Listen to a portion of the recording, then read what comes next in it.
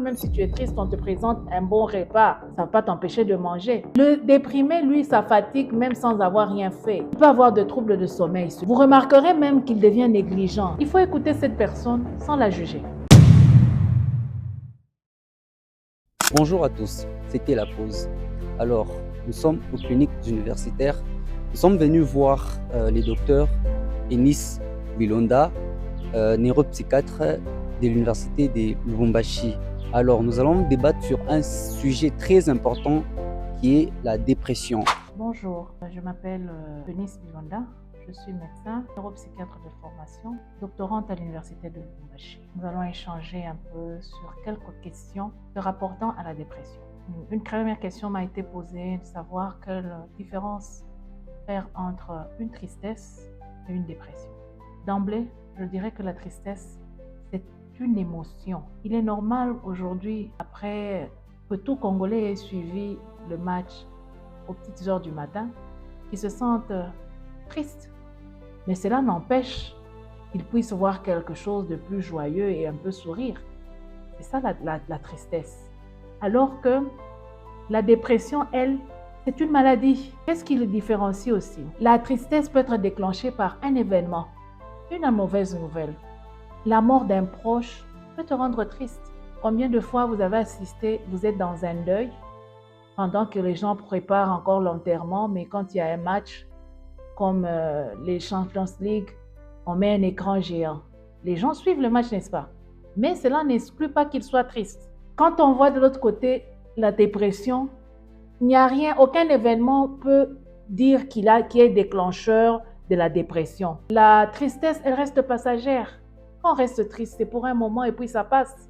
Alors que dans la dépression, cette période reste tendue, permanente pendant une longue période sans variation pendant plus de 2 semaines depuis le début de son installation.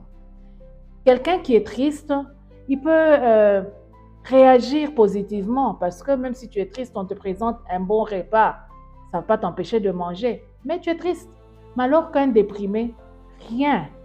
Il reste insensible au plaisir, même les choses qui pouvaient lui donner du bon goût, il perd ses réflexes. Alors que quand quelqu'un est triste, ça n'affecte pas son physique, mais le déprimé, là, il a des répercussions même sur son physique. Quelqu'un qui est triste, il peut garder son énergie positive tout en étant triste. Il est vraiment prêt à vous expliquer sa souffrance pour que vous compreniez un peu, vous compatissiez, alors que le déprimé, lui, il n'est pas dans ça. Une autre question nous a été posée, quelles sont les causes qui peuvent conduire à une dépression? Je pense qu'il faudrait arrêter de chercher une raison qui n'en est même pas une. Parce que c'est un peu comme dans le jeu de puzzle. Pour avoir une belle image, il y a plusieurs pièces qui doivent être ajustées l'une à côté de l'autre. C'est ça même la manière dont nous devons comprendre les facteurs qui peuvent nous conduire à une dépression. Il faut savoir que plusieurs facteurs peuvent y être. C'est là qu'on peut parler de nid des facteurs au lieu de parler des causes. Il y a tout un nid de facteurs qui, quand ils s'accumulent, et facilement le cerveau peut craquer et nous pouvons tomber dans une dépression. Voilà un peu comment je peux répondre quant à la cause, à chercher à savoir quelle peut être la cause. Il y a des facteurs. Maintenant, comment savoir si nous traversons une période de dépression? Pour comprendre comment on traverse une période de dépression, c'est tenant compte des signes qu'on peut présenter. Il y a plusieurs signes, on peut les grouper. Il y a des signes qui sont premièrement émotionnels. Dans les signes émotionnels, c'est là qu'on peut avoir une tristesse. Cette tristesse, elle est différente de la tristesse simple. Et on a là une tristesse. Vous pouvez trouver quelqu'un comme trouble émotionnel, une irritabilité. En dehors de l'irritabilité, vous pouvez voir quelqu'un, du point de vue émotionnel, il a en lui une culpabilité. Là, comprenez que c'est l'un des signes. Deuxièmement, on peut avoir des signes physiques. Quand quelqu'un traverse une dépression, souvent ces signes peuvent être trompeurs. Pourquoi je dis ça? Parce qu'il peut accuser une fatigue intense. Alors que quelqu'un qui a fait trop de sport, il peut aussi se fatiguer. Mais le déprimé, lui, ça fatigue même sans avoir rien fait. Il peut dormir pendant plus de 10 heures, il se réveille fatigué. Il peut avoir de troubles de sommeil, celui-là, le déprimé. Le trouble de sommeil du type hypersomnie ou insomnie. Il peut aller au lit à 20 heures et jusqu'à 9 heures, il n'est pas encore levé. Et quand il va se réveiller, il sera encore fatigué. Là, ça fait partie des troubles physiques, des signes physiques. À côté de cela, on peut avoir des signes qui sont comportementaux. Dans le comportemental, c'est ce qui frappe beaucoup plus. Et c'est ce que nous devions toujours avoir à l'esprit. Entre autres, vous allez remarquer qu'il a tendance à se replier, à rester enfermé seul. Et vous allez aussi remarquer qu'il a un ralentissement dans tout ce qu'il peut faire. Vous remarquerez même qu'il devient négligent. Cette négligence peut le coûter même sur lui-même. Et le quatrième gros groupe des signes, ce sont les signes cognitifs. Ce sont des signes que vous pouvez beaucoup plus rencontrer. Ils auront des difficultés de concentration, ils peuvent avoir des troubles de mémoire, ils peuvent développer même une indécision. Voilà un peu d'une manière générale comment on peut reconnaître les signes de quelqu'un qui fait une dépression. Nous avons un peu effleuré les facteurs, les signes. Maintenant, que faire quand on est en présence de tous ces signes? La première des choses, il faut développer l'écoute.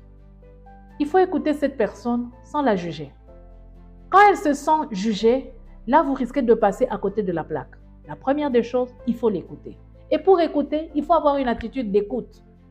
Tu ne peux pas être là dans le superflu et tu dis que tu cherches à écouter la personne qui est en face de toi. Non, il faut avoir une attitude d'écoute.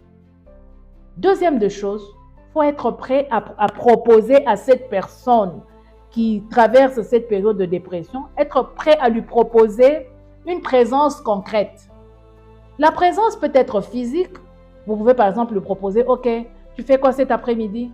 Ok, je passe te prendre à 17 heures, on va faire une promenade. C'est ça même que vous pouvez lui proposer. Et c'est déjà là une manière de le prendre en charge et de l'orienter en le mettant tout en le mettant en confiance. Troisièmement, il faut chercher à normaliser la situation et à le déculpabiliser.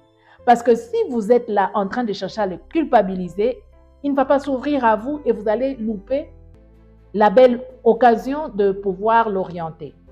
Quatrièmement, vous devez d'abord, vous là qui l'écoutez, développer en vous une patience et une persévérance. Être patient pour avoir le temps de l'écouter, de comprendre ce qu'il vit. Et cinquièmement, être en mesure de l'encourager. L'encourager à aller vers des professionnels de soins pour une prise en charge. Cela est de même pour la société, pas seulement pour les étudiants en médecine, pas seulement pour les étudiants de l'Université de Lubumbashi, mais pour toute la population. Nous avons des gens qui traversent des phases de dépression tout autour de nous, en famille, dans nos églises, dans la population en général. Mais quand nous prenons en gros tous ces éléments, nous pouvons mieux le prendre en charge et orienter leur prise en charge parce qu'il faut retenir que la dépression, ça se soigne.